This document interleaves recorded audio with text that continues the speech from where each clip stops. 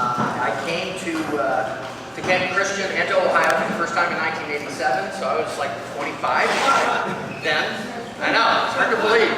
I was that old once. I was actually eligible for advanced conference that year, for a couple of years, and I didn't go, and I wish I would have. So that's one of my regrets. My first time at advanced conference was in 1998 when Al Sugg and Wendy Taylor were officers that year, and Holly, what was his last name? Paul now. And so I've been kind of coming back probably more years than I didn't since then. And I've been in Iowa now, which is my home region. So that's where I grew. That's where I was born and grew up. But I lived in Ohio for longer than I lived in Iowa, and so this is very much home for me. When I come back to Ohio, and especially when I come back to Camp Christian, I absolutely feel at home here. There are other disciple church camps that I've been a part of, but there is something special about Camp Christian, and especially about Advanced Conference. There is no program like this anywhere else in disciples, as far as I know, anywhere else in the world. And so this time is special, and I'm honored to be able to do your keynote again this year, and to have a chance to spend some time with my two. Are they both here? Where are they? There's one. Where's Joel? He's running away. Okay. It's probably bust out. Hey, yours. Yeah. And my niece Zoe is here with me from Des Moines. Yeah. My brother's daughter is here. So I can tell you that your advanced faculty speakers, even though we speak to churches and we speak to groups all the time, we get probably more anxious about being here and speaking to you than we do just about anything else we do. I don't know why that is. So I've got a kind of a funny story along those lines to tell you about something that just happened the other night at Vespers. So I've been working with Vespers in Des Moines, and I've actually gotten up and spoke a few times as a part of that. And so the other night, I stood up and I was talking about a text that Seth Stout had in his keynote. You may remember he just kind of flipped by it, and so we were interested in what that was, and we found out what it was. And then so I was explaining the story of how Peter had the vision about the animals, the unclean and the clean, and how God said that no longer would we call people unclean. That everybody would be invited to be a part of this new thing that God was doing. And then I went on to explain that meant that the Gentiles would not be forced to follow Jewish law. So they wouldn't have to, for instance, eat kosher meals, and they wouldn't have to follow Sabbath law and all that. And as I was explaining this, I saw Seth doing this. And I'm like, oh no, I've gone on too long. Because I have a tendency to do that. I can get excited about something and I can just kind of start rambling. And so my first thought was, Seth thinks I'm going too long. And so he must have noticed I had this kind of thing happen in my face. And so I wrapped it up really quick. Later on that evening, he said, I need to talk to you about something. He said, I want you to know that when I did this, I was talking about circumcision. He said, honestly, I don't know how he would have done that. He said, yeah, he said, he would no longer have to be circumcised. Okay, good. All right. It is, I know. So one of the things I love about doing keynotes is it also gives me a chance to talk about stuff here that I would probably not cover in a typical sermon or with folks that I usually relate to. And so I love the theme that was given for me this year, God in the Universe, or as I understand it, finding God at the intersection of science and religion, which is an idea that has fascinated me for as long as I can remember. I remember one of the first times I saw a preacher make this connection in a really memorable way between science and religion. And it was at a community Thanksgiving service when I was in Wasion, in the early 1990s, I was a part of the Ministerial Association, and every year we would have it in a different church, and one of the preachers from town, usually one of the newer people, would get up and preach, and this year it was the United Methodist pastor who was there.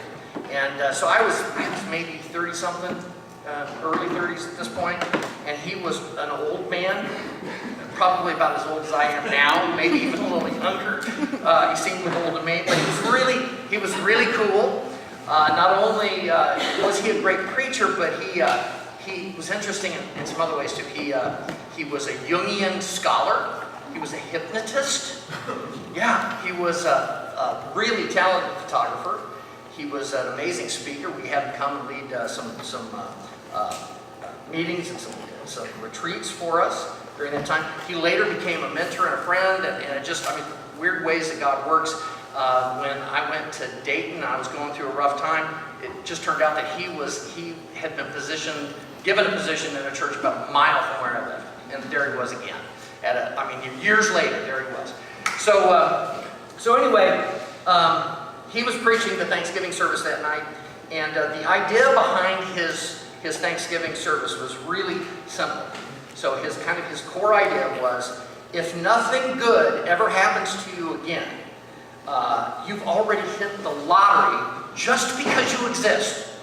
Okay, just because you were born, and that's when he turned to science to kind of make his case.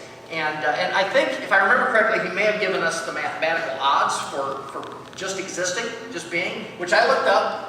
And the probability of you existing at all, okay, is 1 in 10 to the 2,685,000. That's how many zeros after the 10. That's the odds of you even existing, which is basically zero. Right? Would you buy a lottery ticket if those were your odds? That's way worse than the lottery odds, actually. Way worse.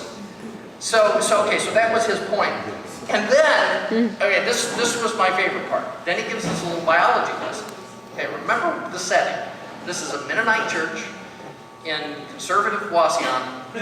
Okay, and he goes on and he says, okay, first, he says, think about this. Your parents had to find each other, and their parents had to find each other, and their parents before them, all the way back. And then he said, and you were the result of just one sexual encounter between your parents, presumably of many. And then he said, and even then, he said, even then, you were not a certain thing, because there were literally millions and millions of sperm in that one ejaculation. You just happened to be the one that made it to the egg first. So as soon as that Methodist minister said the words ejaculation and millions of sperm, I knew this was going to go down in my book as one of my all-time favorite sermons. So I kept looking around to see if anybody else was grinning like I was, and nobody would make eye contact with me. So he went on to say in that sermon, you are fearfully and wonderfully made. And I absolutely believe him. And I think everybody else did, if they were able to get past that other stuff. I think they did too. So that's science, right? It is science, but it's also spiritual truth. And in the context of a religious service, the two go together. That's kind of my point for my talk today. Albert Einstein, who I'm going to quote a couple times in today, once said, "Science without religion is lame. Religion without science is blind." And I'm going to have you. I want you to think about that today, especially when you get to your small groups. Unfortunately, a lot of religious folks. Now, this prejudice and this conflict goes both directions. So I want to be aware of that too. But a lot of religious folks treat science like, and I'm speaking to a religious audience here. So a lot of people treat science like it was some kind of existential threat to religion and to faith.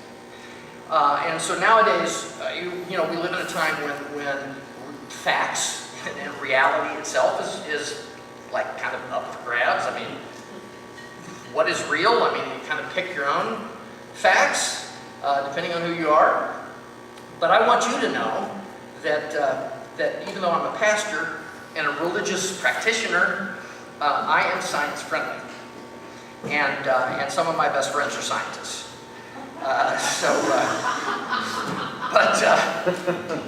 But that doesn't mean I like to do science. I want to make that clear too. Just the idea, I don't know if anybody else feels this way about long division, but I just, the idea of that kind of almost sends me into a panic attack. So I like to leave that stuff to people who are more suited for science stuff. And I know there's some here. And one person that comes to my mind every time I think of science is my sister, Sue Ellen Cook, of Downers Grove, Illinois. She's the one on the left. That's me. Was I not at all?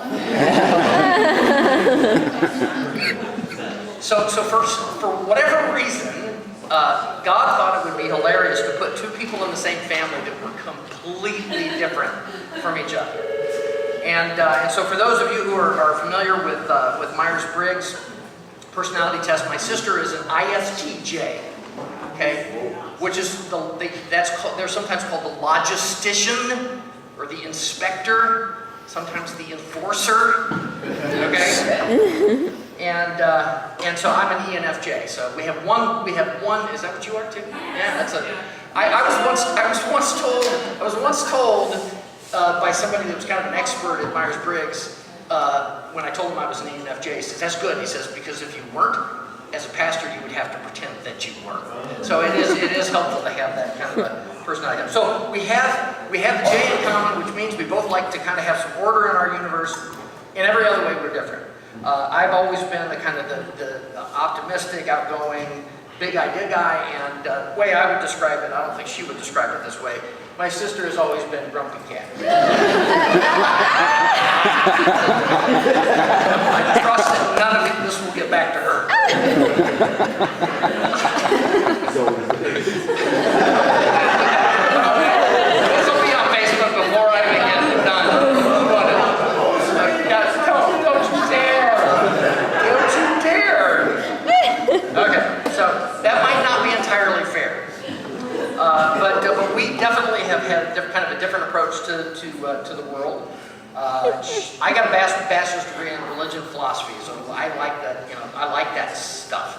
The stuff that's kind of hard to kind of put your fingers on. So that was my college major. I had a minor in beer studies. So maybe it was a second major. It was, and then eventually I became a minister. She got, get this, she got a biology degree from Vanderbilt. She got a health physics master's degree from the University of Michigan. And now she is head of investigations for the Argonne National Laboratory in Chicago, where they do all of this amazing, they did stuff on the atomic bomb and stuff. They've been doing some top secret stuff here in this place since before World War II. That's where she is. She is in charge of making sure everybody toes the line. That's what she does there. And if something goes wrong, guess who they call? If she shows up, that's not a good thing. If you have to talk to my sister, not a good thing.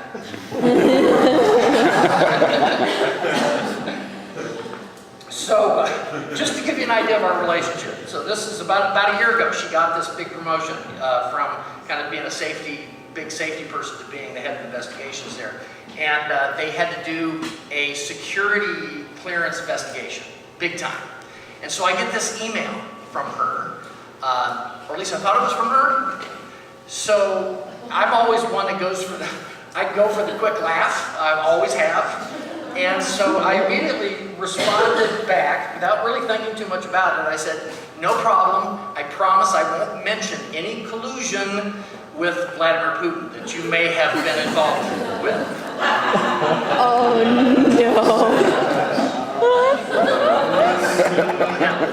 About a half an hour later, I get a call from my sister saying, that email went directly to the FBI. Oh my God. I turned around and wrote another really quick email, and then I got some feedback from the FBI agent in charge who thought it was really funny. So thank God. That's privilege. You're right. Absolutely, that is privilege. I didn't deserve any grace. I really didn't. Wow. So I think it's safe to say that we've never really understood each other very well. But here's the thing. That doesn't mean that we don't value what the other one does, or recognize how it all fits together, or have similar commitments. Okay? Yes, my sister is a scientist, and her husband is too, actually. He's a metallurgical engineer. I can barely say that, or that's right, I do that, yeah. I can barely spell it. But here's the thing, they're also elders at First Christian Church in Downers Grove, or Downers Grove Christian Church, I can't remember the name of it now. They are active members of PFLAG and GLAD, and pictures like this are showing up on her Facebook feed all the time. And they're really good friends with our new GMP, Terry Bordones, who was my sister's pastor up until just recently. So my sister, the scientist, is a person of faith who sees God at work in the world and is doing her best to see that God's love and God's justice prevails. She's committed to this, and I'm proud of her for that. She sings in the Argonne National Laboratory Choir. Can you believe they have a choir? They do. They get together, they have a Christmas concert, they sing together. She has been instrumental in bringing back, they had a big Argonne picnic, summer picnic, that they would bring all of the employees and their families together. She was instrumental in getting that started again here not too long ago. So she finds meaning and truth in both science and religion, and I love this slide because this is kind of how I think our brains work in lots and lots of ways. Maybe not exactly that left and right thing, but that we're kind of wired for both in lots of ways. And then of course there's me again. I have no interest in doing the real work of science, but I have always been super fascinated by science.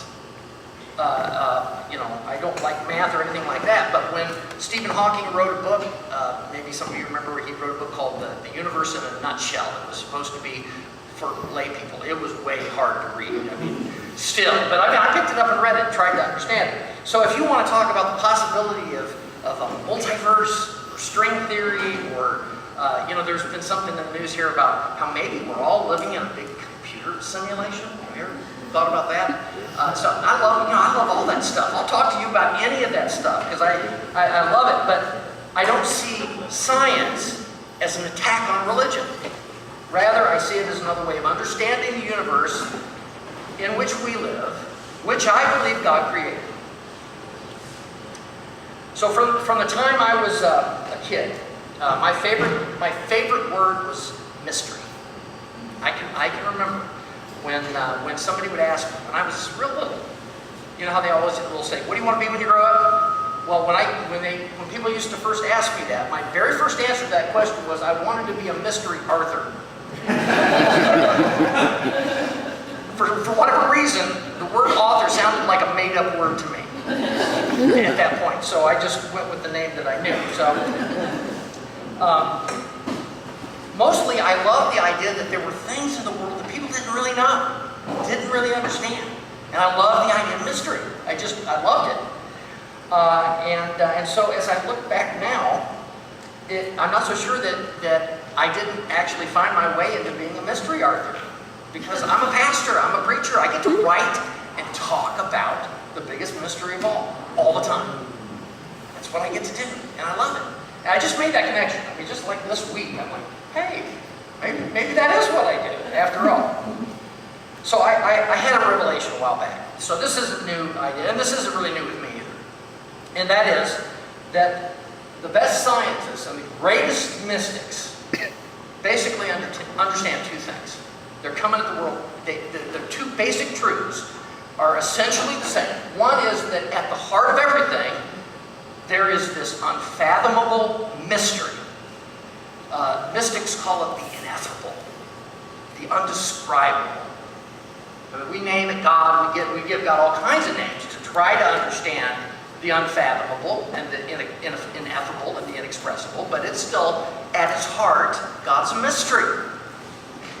And the other one is that, and everything in this universe is essentially one. Those are the two truths. So for scientists, for instance, scientists say that. Just back up a little bit. Margot at our Bible study today read this amazing quote from a book. What was the name of the book again? Radical Amazement. And it was about the kind of Big Bang, how everything started off as a single point, and in a trillionth of a second, everything exploded into being. So everything that was started in that one place. I don't know. Again, unfathomable. Even scientists, they don't know what was before that, what caused that. Nobody knows. They don't know. They don't even pretend to know. And something that's interesting to me, and I don't know if this is tied to this or not. This is something I need to explore. But scientists talk a lot nowadays about quantum relativity and quantum entanglement. Have you heard of that? In fact, they use there's a quote that actually comes from Einstein, that quantum entanglement is spooky action at a distance. That's actually a scientific phrase. Spooky action at a distance. Okay? In other words, things can be attached, even though they may be a universe apart, and if you act on this, it changes that. That you can see the action over here. But, blows my mind. So science tells us that we may be connected at some kind of a quantum level. That's science saying this, okay? This isn't some weird mystic saying this. This is science saying this.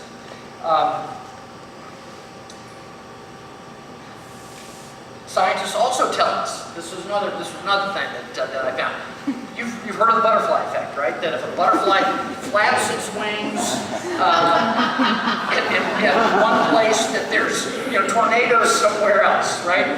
And so again, the ecology, the world that we live in is connected, and actions, things that you do. We're drinking fair trade coffee and stuff like that. That's what that's about. It's about the fact that the little things that we do can have a big impact somewhere. It's about being connected. It's about connection.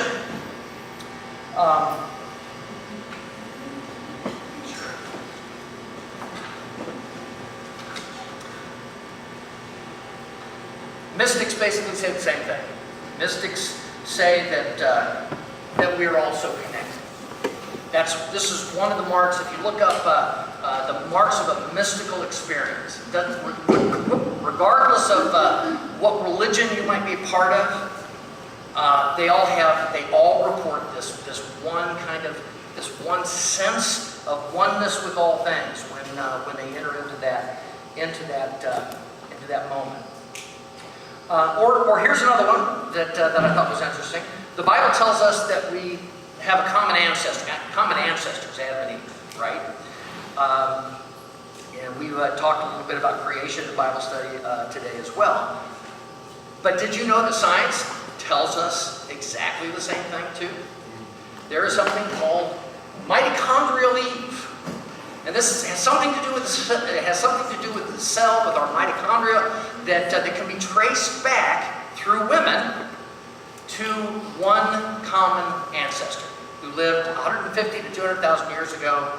We all have the same grandpa. All of us do. Which, of course, makes us all cousins, too. Right? I know. So if you're dating somebody right now, you may want to keep that in mind. I joined a website. I learned about a website this year from somebody. It's called FamilySearch.org. It's run by the Mormons, who are the best people in genealogy ever. I mean, they're amazing, and it's free, and you can join it. So I did, and I kind of hooked up my most recent family members, which tied me into really every other family tree in the world, just about. You can do this. FamilySearch.org. You can create your own family tree, and you can be connected. And then there's another program that logs into it called Relative Finder, and you can find out if you're related to famous people, presidents, authors, famous Mormons, you may not be interested in that, entertainers, I think I already said that. Here's what I found out. Elvis Presley and I share a sixth great-grandparents. We're sixth cousins on my mom's side. How cool is that? Okay, so that's kind of the side. So we're all connected, that's what I'm saying. We're all connected, and there are certain ways that we can experience that connection more deeply. Coming to camp is one of the ways that we experience that connection more deeply. I know I do. Another way that we experience, and we do that here too, is through singing and through music. Okay, this is something else I ran across. There was a scientific study done at a Swedish university years ago in which researchers connected electrodes to a choir as they were singing. And they monitored their respiration, they monitored their heartbeat, and that kind of thing. And within a few minutes of singing together, their respiration and their heartbeats began to sync up until all of their hearts were beating together.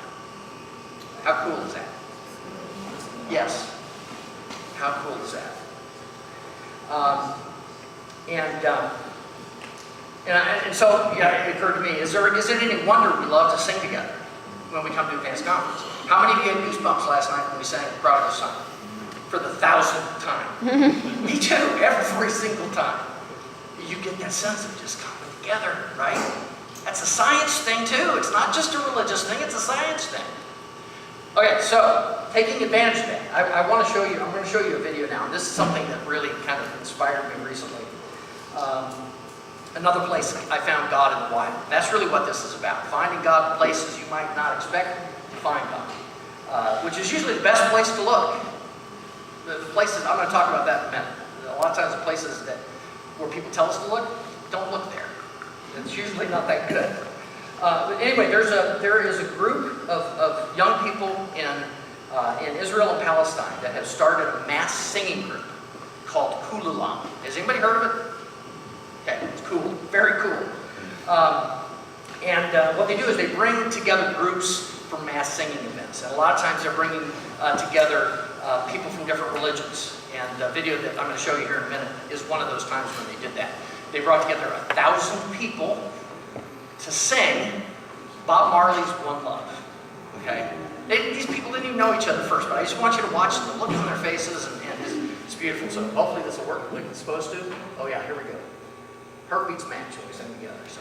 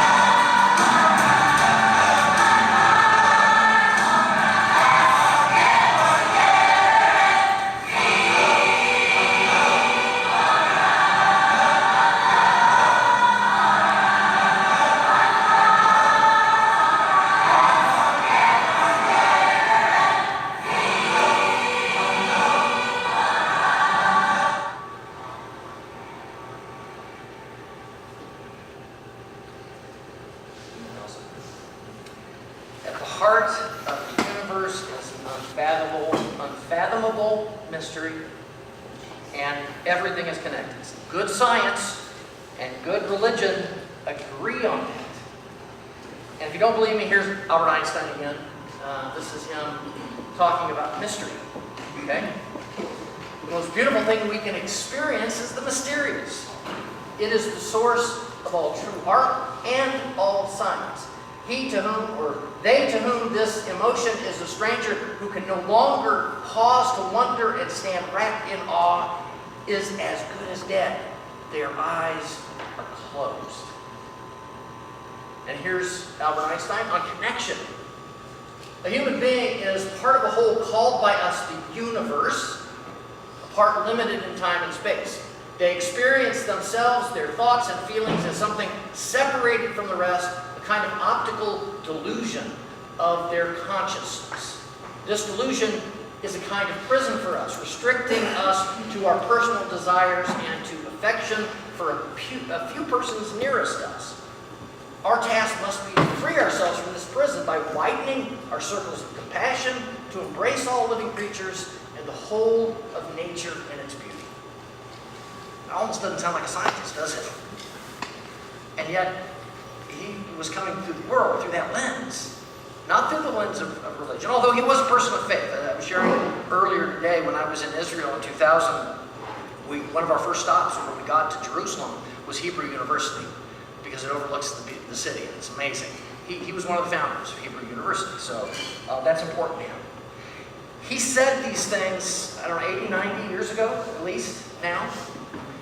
He also said these things at a time when science, there was a lot of confidence in science. A lot of confidence in science. Years ago, actually, when I was in Washington, I saw a play. Maybe some of you are familiar with it. It was also made into a movie called Inherit the Wind. And it was set during this time. For those of you who are not familiar with the story, it's about the Scopes monkey trials that was held in Dayton, Tennessee in 1925. So at that time in American history, religion had kind of ruled the day for a long time, but science was ascendant at this point. And but still, in many parts of the country, it was illegal to teach evolution in schools. Illegal. And so there was a biology teacher in Dayton, Tennessee, who said, I'm going to teach it anyway. And he did. And they took him to court. And a famous lawyer by the name of Clarence Darrow defended him. And that's what the play is about. And it's dramatic, and it's exciting, and it's really satisfying to see science win this battle. But I have to tell you, I left the playhouse kind of sad that night for a number of reasons, actually. But one of the reasons was because it had been, it's been nearly 100 years, right? At that point, it hadn't been quite that long, but it's been a long time, and this battle between religion and science is still going on. And it's a battle that doesn't need to happen. I thought that was kind of interesting. Jesus and Darwin having it out. Which is, that battle's still happening. Even today, probably in some of your homes and schools, churches, wherever. And it's an unnecessary fight. It reminds me a little bit of, how many of you have been to the Creation Museum down in northern Kentucky? I've not been there. But as far as I can tell, the sole reason for that place, besides being a moneymaker for somebody, is to basically call into question over 100 years of science, good science, of real stuff. It creates conflict that doesn't need to happen. To me, it's a little bit like you've probably heard of these horrible people that hire homeless men to fist fight, and they videotape it and they put it on the internet. That's a real thing. That is a real thing. They do it to make money, whatever. But the fight between science and religion is equally abhorrent to me. It doesn't have to happen. It shouldn't happen, but it does. And that's true whether the people that are doing it are coming from the religion side or the science side. And it comes from both sides. This attack does. Interestingly enough, another one of my big takeaways from the play Inherit the Wind was just how arrogant the science side was at that point. They were convinced early in the 20th century that science was going to solve every big major problem. And then, of course, the rest of the 20th century intervened, and the rest of the beginning of the 21st century, and we know that has not been the case. And so scientists are really pretty humble now. You don't see them pounding their chests and crowing about how much they know anymore. That just doesn't really seem to be happening. In fact, as I look around now, it's not science that's ascendant. If anything, it's toxic religion that's ascendant. And what does that look like? It looks like superstition, okay? And made-up facts and whatever reality you want is what we're going to do. Jesus riding dinosaurs at the Creation Museum or whatever. Tribalism, you know. We have unity, but just among our tribe. And authoritarianism. That's what toxic religion looks like. These are the opposite of the things I've been talking about today. The opposite of what good science and good religion should be. That is what's ascendant. And for whatever reason, science doesn't seem to be doing a very good job of defending itself. So, not sure why that is. I mean, for instance, we've known about global warming now for how long? 40, 50 years or more? And nothing seems to be solving that. Scientists, 99% of scientists have agreement on this. Doesn't seem to matter. Does not seem to matter. I'm convinced that if there's any hope for this world, it's going to be authentically spiritual scientists, and it's going to be scientifically curious mystics that are going to make it happen. Okay? Hopefully together, they're going to be the ones making it happen. Because science on its own isn't doing much. And we see what religion does when it gets off on its own, and it gets toxic and it gets sick. Neither one of those. But these two groups working together, sharing those two common things we've been talking about, they could make a huge difference in this world. As a scientifically curious mystic, which is how I would describe myself, these days I tend to find I learn more about God from and get more inspiration from secular sources than I do from so-called traditional religious stuff. This is not something I would say too much back home because I know my people and I know they like to go see these movies and whatnot. But most of the so-called Christian movies that I see, again, they're really they're not very good. What I see is authoritarianism that masquerades, and superstition that masquerades as mystery. Okay? It's masquerading as mystery. It's not. It's authoritarianism. It's superstition. It's icky. But it pretends like it's mystery. And it's tribalism and authoritarianism that is masquerading as unity. And it's not. It's neither one of those things. So you're probably not going to see me at the screening of God is Not Dead or whatever it is that they're selling as Christian entertainment now. I tend to find my inspiration in almost anything but that kind of stuff. But the cool thing is, if you're out there looking for God in the universe, looking for God in the wild, where I recommend that you look, God will show up because God is the creator. God is everywhere. And God's trying to speak to us all the time. God is always calling, always persuading, always luring us, never forcing us, never coercing us, but always engaging. And so you just got to be paying attention. So I want to share a couple of things that have inspired me recently in this regard that I think capture both the kind of the sense of mystery and the oneness that's at the heart of the universe.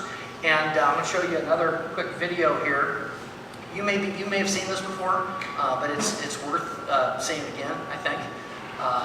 And so I'm just going to let it speak for itself. So here we go.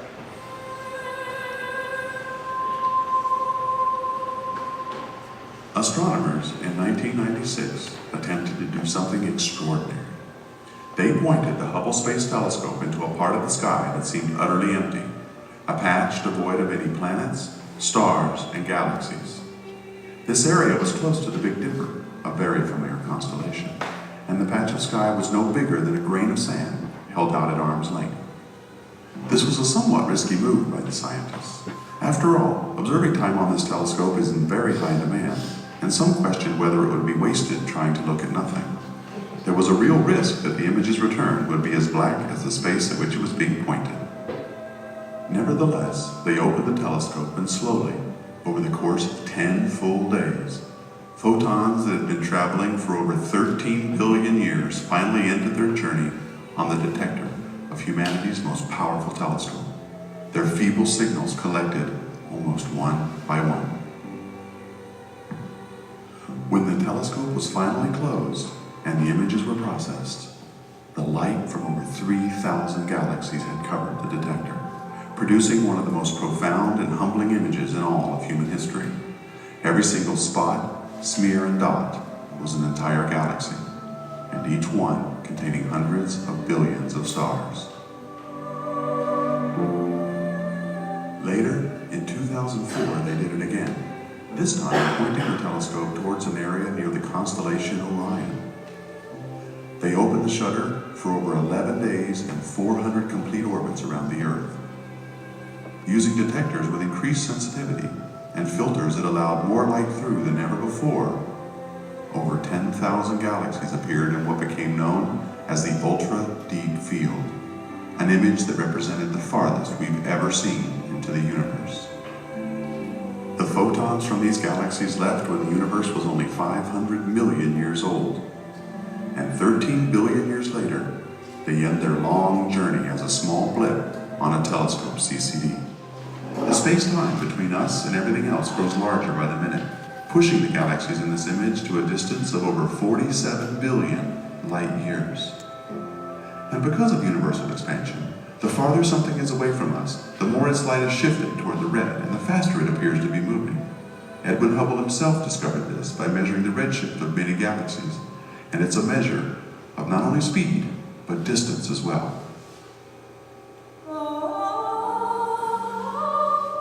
Recently, Hubble scientists put the icing on the cake.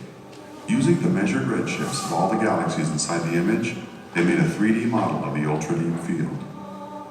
This is how it looks when we apply the distances of the galaxies in the most important image ever taken. There are over 100 billion galaxies in the universe. Simply saying that number doesn't really mean much to us because it doesn't provide any context. Our brains have no way to accurately put that in any meaningful perspective. When we look at this image, however, and think about the context of how it was made, and really understand what it means, we instantly gain the perspective and cannot help but be forever changed by it. We pointed the most powerful telescope ever built by human beings at absolutely nothing, for no other reason than because we were curious, and discovered that we occupy a very tiny place in the heavens.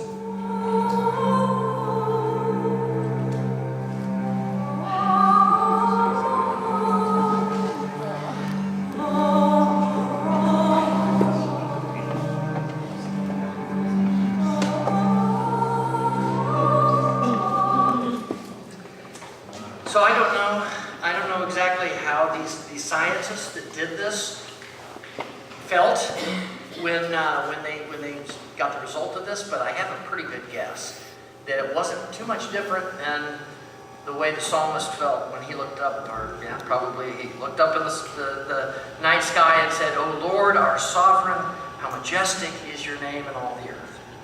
You have set your glory above the heavens. When I look at your heavens, the work of your fingers, the moon and the stars that you have created, that you have established. What are human beings that you are mindful of them, mortals that you care for them?" It sounds like almost the same thing that guy just said on that video. People have been looking up into the night sky for a long time. It's one of the things that I love about coming to Camp Christian, probably some of you, especially if you live in a city where there's lots of light pollution. You don't get a chance to see it. I happen to live now in an area where it's really dark. There's just no light anywhere. And I can walk out on my back porch and see the Milky Way. By the way, you know why it looks like a straight line when you're in it? We're a spiral galaxy like all of those other spiral galaxies. We're in the middle of a spiral galaxy. So you're just seeing another part of the spiral, right? That's why when we can see the spirals, that's what our universe looks like from a distance too. So now we've been looking up in the night sky, but now as a human race, we've also got another different kind of perspective, and that's the perspective of going out into space and looking back at our planet, which is kind of a big deal. Not a lot of people have done this, have gone out into space and looked back, but from what I can tell, just about every single person who's ever done this has been changed by it. So there was a show, a series on TV earlier this year called, it was narrated by Will Smith, called One Strange Rock. Anybody happen to catch that? Anybody else? No, it's good. But they did most of it, they were interviewing these astronauts who were scholars and scientists, right? But who came back, every single one of them, from the earliest astronauts on, came back with basically one message that they wanted, like evangelists, that they wanted to communicate to the world. And it was this: the world in which we live is a single living thing. You need to know this. This is what they're saying. Take care of it. They all felt like that when they came back, because they saw it from a distance, and they said, this is one thing. This is our home. We're all connected. As I listened to them talk about that, I also remembered somebody who couldn't stop talking about and praying for unity. And so I wanted to include this text. This is Jesus praying for his disciples in John 17. He says, Holy Father, protect them in your name that you have given me, so that they may be one, as we are one. I ask not only on behalf of these, but also on behalf of those who will believe in me through their word, that they may all be one. The glory that you have given me, I have given them, so that they may be one, as we are one. In them, and I in them, and you in me, that they may become completely one, so that the world may know that you have sent me and have loved them even as you have loved me. Now, I'm not saying Jesus was some kind of ancient astronaut. I'm not saying that. But he definitely understood the oneness of things, obviously. Something else that's inspired me recently, or just recently, is an organization. I'm kind of going to take things in a little different direction here for a minute. It's an organization called MAPS, which stands for Multidisciplinary Association of Psychedelic Studies. Okay?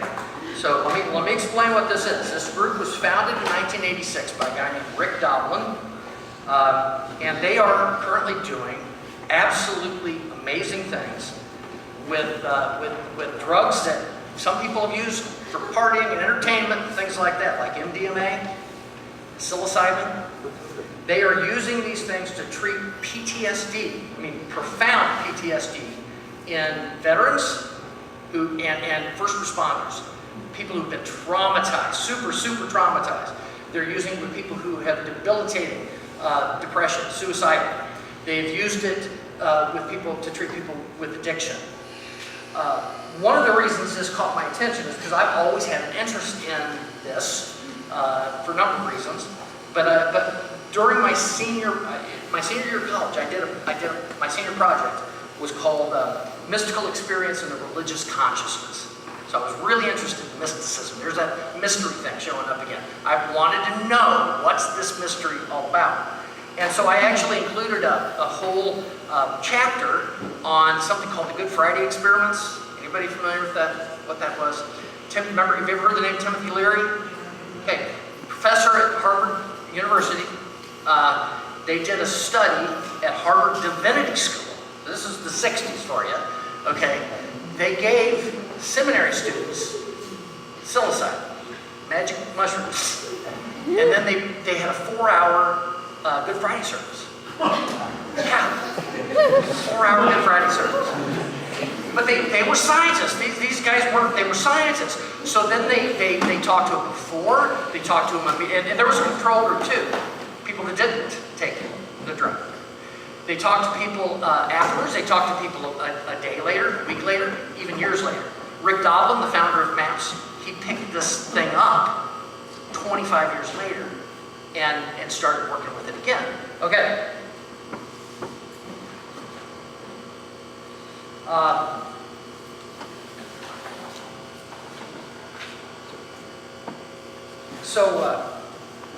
So when I first heard about that this was happening, that they were doing this work in a serious therapeutic way, I actually sent an email out there saying, man, I was actually, he and I were probably looking at this same information about the same time in the 1980s. And so I sent him an email and I said, I'm really interested in this. I want to support what you're doing out there. I think this is good stuff.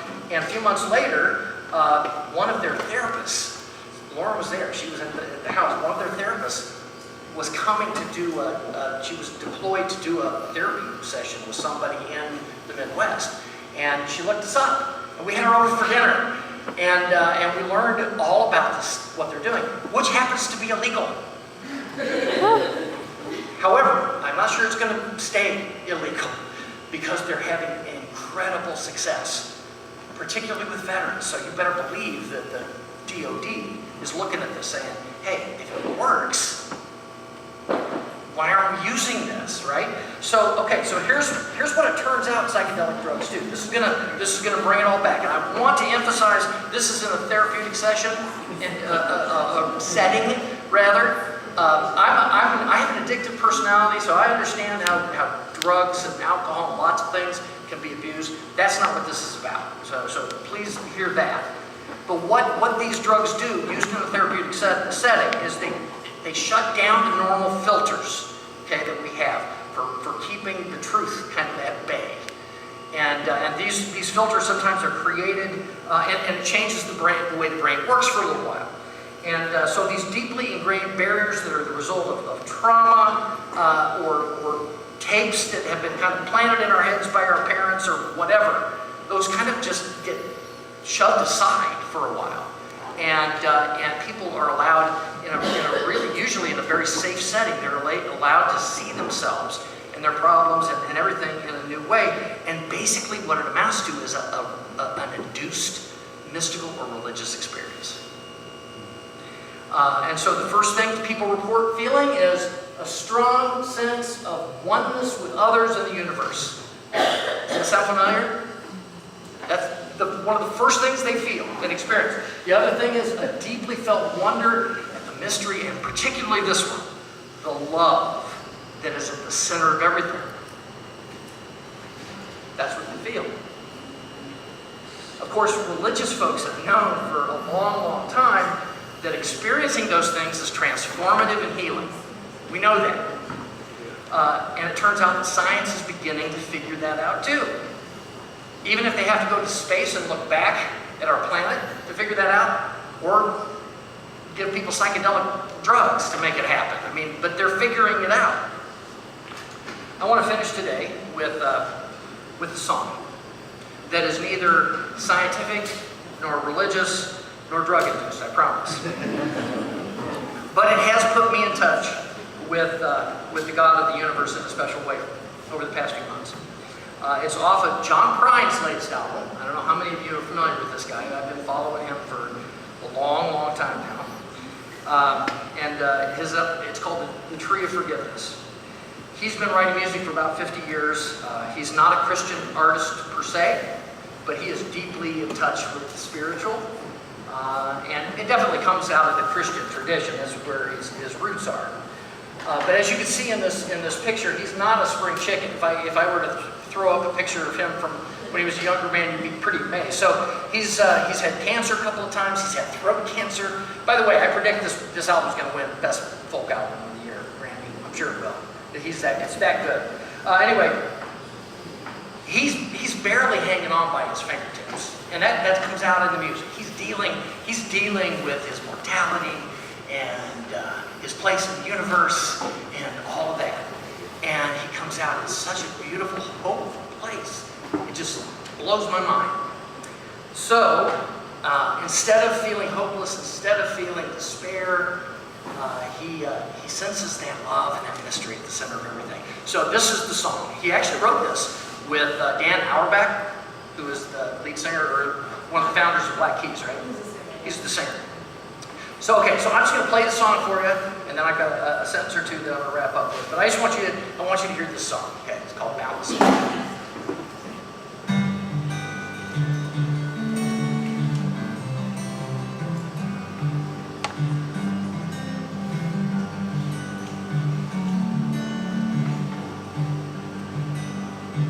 I woke up this morning to a garbage truck. Looks like this old horseshoe's done run out of luck. If I came home, would you let me in? Fry me some pork chops and forgive my sin. Surround me with your boundless love. Confound me with your boundless love.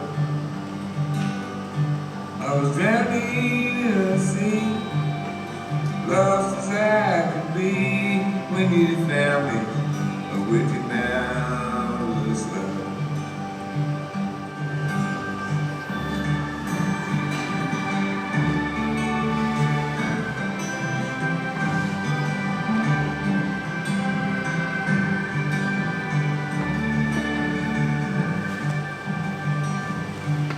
By chance, I should find myself at risk of falling from this jagged cliff. I look below and look above. I'm surrounded by your boundless love.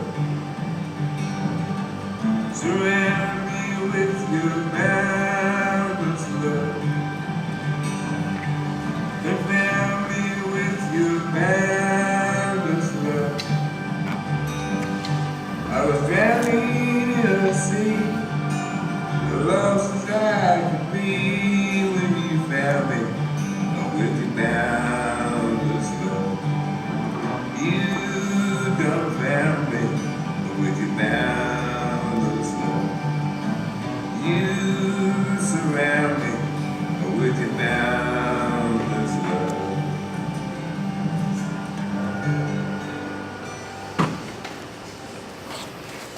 As I kind of wrap things up, I want to encourage you to look for God in the universe. And my prayer, and I think Jesus' prayer was the same, is that we will know God's boundless love, and in it, we will be made one with God and with each other.